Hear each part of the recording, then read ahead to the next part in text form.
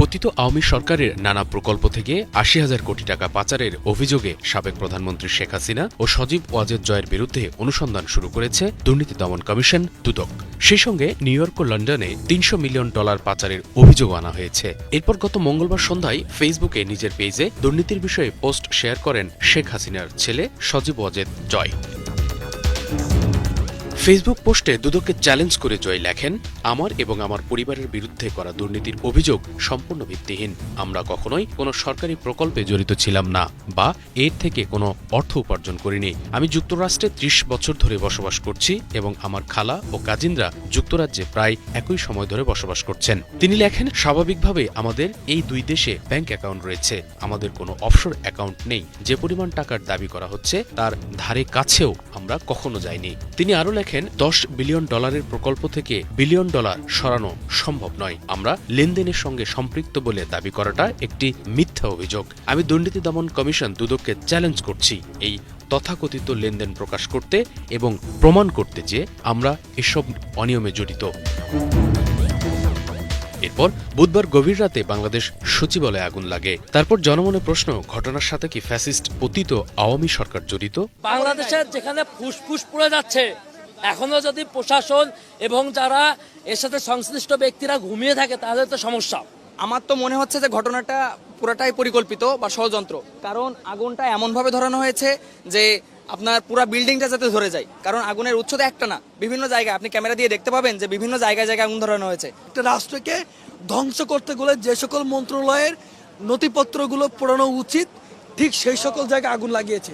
ঘটনার পর গণমাধ্যম, সামাজিক মাধ্যমে নানামুনির নানা মত লক্ষ্য করা গেছে। তবে বেশিরভাগ মানুষের বিশ্বাস ঘটনাটি পরিকল্পিত উপায়ে ঘটানো হয়েছে। সার্জিস আলম বলেন, সচিবালয়ে ঘাপটি মেরে থাকা স্বৈরাচারী হাসিনার অপতথ্য আড়াল করতেই অপকর্মের ফাইলগুলো পুড়িয়ে দেওয়া হয়েছে। আগুনের ঘটনাতে ষড়যন্ত্রের গন্ধের কথা বলছেন উপদেষ্টা আসিফ।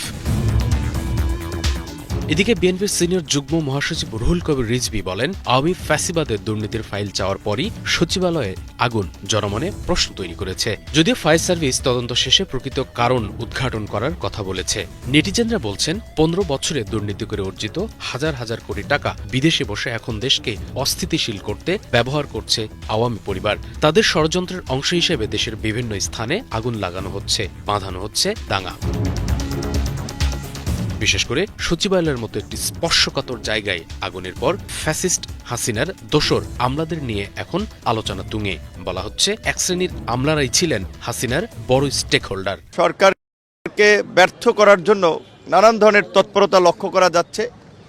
সচিবালয়ে আগুন এবং আগুনের যে ধরন, আসলে যেগুলো আমরা ভিতরে গিয়ে দেখলাম, বিশেষ করে আপনার একাধিক জায়গা থেকে আগুনের বোধহয় সূত্রপাত এক জায়গা থেকে না দুই জায়গা থেকে, সেটুকু তো এখনই সুনির্দিষ্টভাবে বলা যাচ্ছে না। তবে দেখা যাচ্ছে যে বিভিন্ন জায়গা থেকে আগুন লেগেছে, তার একটা আলামত লক্ষ্য করা যাচ্ছে। শ্রম ও কর্মসংস্থান মন্ত্রণালয় ক্ষতিগ্রস্ত হয়েছে, যুব ক্রীড়া এবং স্থানীয় সরকার পল্লী উন্নয়ন সমবায় মন্ত্রণালয়, এছাড়াও রোডস অ্যান্ড হাইওয়ে সেটাও ক্ষতিগ্রস্ত হয়েছে। এই রোডস অ্যান্ড হাইওয়ে ডিভিশন আর হচ্ছে ডাকযোগ ডিভিশন আর বাকি 3টা মন্ত্রণালয়, এই মোট 5টা মন্ত্রণালয়ের নথিগুলো ক্ষতিগ্রস্ত হয়েছে। এর মধ্যে যুব ক্রীড়া মন্ত্রণালয়ের নথির কার্যক্রম অনলাইনে থাকার কারণে সেটা আমরা রিকভার করতে পারবো। Banglavision news desk.